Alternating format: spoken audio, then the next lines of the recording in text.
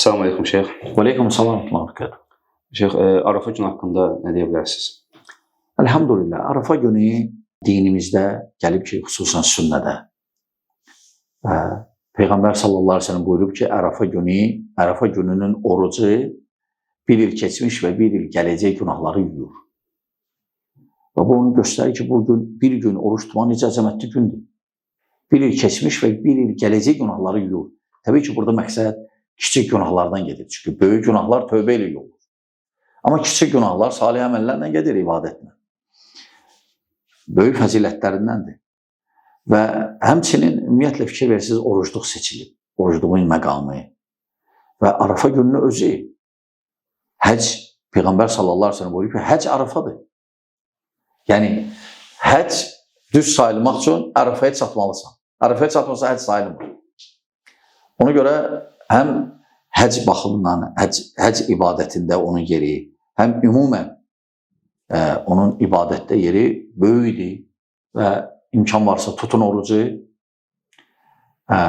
və bu ayda, həmçinin bu gündə xüsusən aya nazil olub, Arafa günü Allah subhanahu teala buyurur ki, "El-yevm ekmeltu lekum dinakum ve atmamtu aleykum ni'meti ve raditu lekum l-İslam dinen." Yəni bugün sənin dinin kamil oldu. Çünki vəda həccində Peyğəmbər sallallahu aleyhi ve sellem Arafa günü xutbə verdi və bu xutbədən sonra bu aya nazil oldu demək olar. Ki, bugün sənin dinin kamilləşdi.